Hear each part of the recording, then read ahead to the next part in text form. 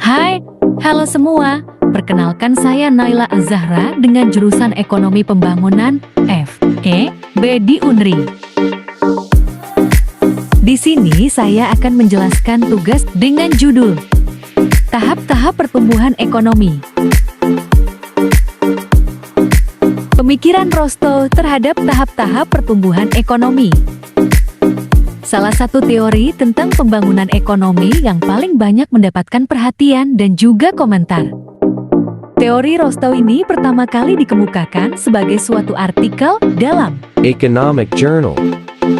lalu dikembangkan dalam bukunya yang berjudul The Stages of Economic Growth.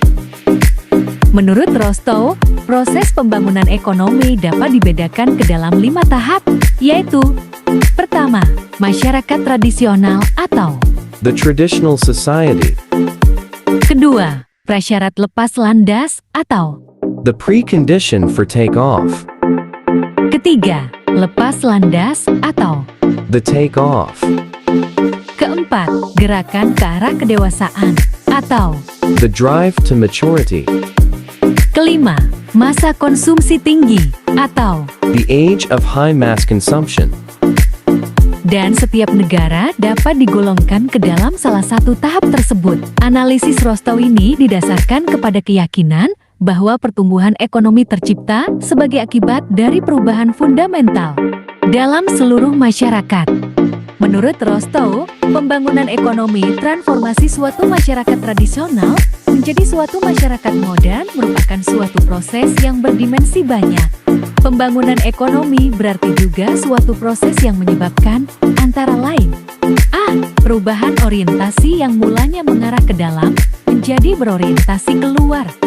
B. Perubahan pandangan masyarakat mengenai jumlah anak dalam keluarga. C. Perubahannya dalam kegiatan penanaman modal yang tidak produktif menjadi penanaman modal yang produktif. D. Perubahan sikap masyarakat dalam menentukan kedudukan seseorang dalam masyarakat. E. Merubah pandangan masyarakat. Pengertian kelima tahap pertumbuhan ekonomi menurut Rostow. Pertama, masyarakat tradisional.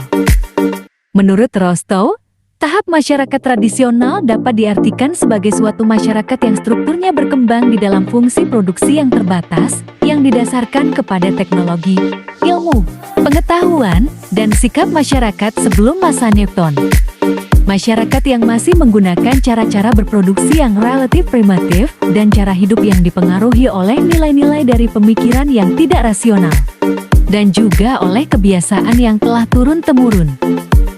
Sebagian besar sumber daya manusia dari suatu masyarakat tradisional digunakan untuk kegiatan sektor pertanian, di mana struktur sosialnya bersifat sangat hierarkis. Atau anggota masyarakat mempunyai kemungkinan yang sangat untuk mengadakan mobilitas secara vertikal.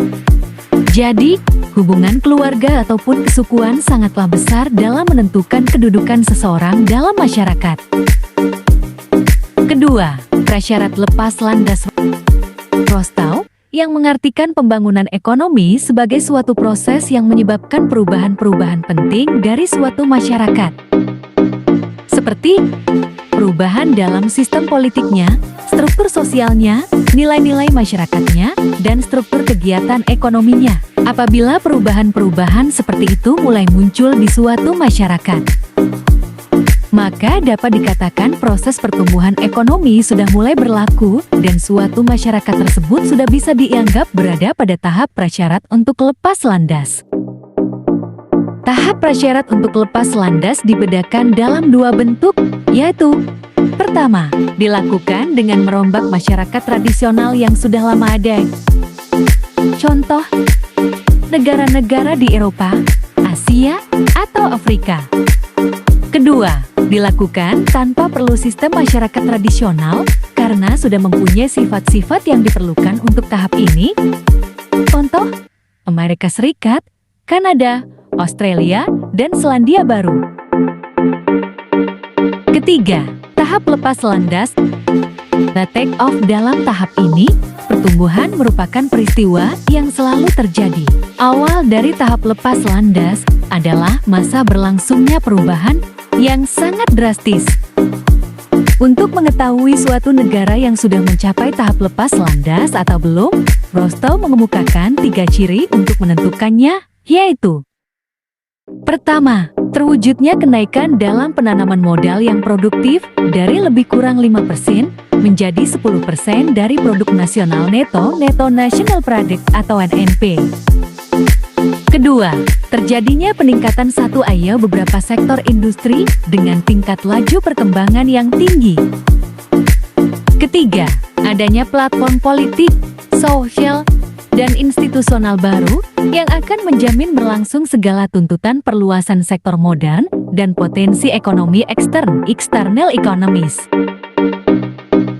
Keempat, masa sesudah lepas landas. Rostow mengartikan tahap ini sebagai masa di mana masyarakat sudah efektif menggunakan teknologi modern pada sebagian besar faktor produksi dan kekayaan lainnya. Rostow juga menyinggung ciri-ciri non bersifat non-ekonomi dari masyarakat yang telah mencapai tahap atau masa sesudah lepas landas, yaitu: pertama, struktur dan keahlian tenaga kerja mengalami perubahan. Kemahiran dan kepandaian para pekerja bertambah tinggi. Kedua, sifat kepemimpinan dalam perusahaan mengalami perubahan. Sikap profesional yang akan terus meningkat. Ketiga, masyarakat secara keseluruhan merasa bosan dengan keajaiban yang diciptakan oleh industrialisasi dan kritik-kritik terhadapnya mulai timbul. Kelima, tahap konsumsi tinggi, the age of high mass consumption. Menurut Rostow, tahap ini merupakan masa di mana perhatian masyarakat lebih menekankan kepada masalah-masalah konsumsi dan kesejahteraan, bukan lagi masalah produksi. Dalam tahap konsumsi tinggi, terdapat 3 macam tujuan masyarakat dalam mendapatkan sumber daya yang tersedia dan dukungan politik, yaitu: pertama, memperbesar kekuasaan dan pengaruh negara ke luar negeri dan cenderung berwujud menaklukkan negara-negara lain. Kedua, menciptakan welfare state, kemakmuran yang merata bagi penduduk dengan adanya sistem perpajakan progresif. Makin tinggi pendapatan, semakin besar pula pajak yang didapat. Ketiga, mempertinggi tingkat konsumsi masyarakat di atas konsumsi keperluan utama yang lebih sederhana.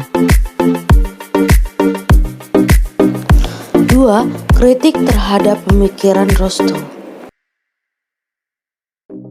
Kritik Kuznets terhadap teori Rostow. Menurut Kuznets, perbedaan antar tahap-tahap dalam teori Rostow sangat kabur. Adanya perbedaan yang tidak begitu nyata atau sukar di antara ciri-ciri tahap lepas landas dengan tahap sebelum maupun sesudahnya, menyebabkan manfaat untuk membahas hubungan analitis antara tahap-tahap tersebut sangat terbatas sekali.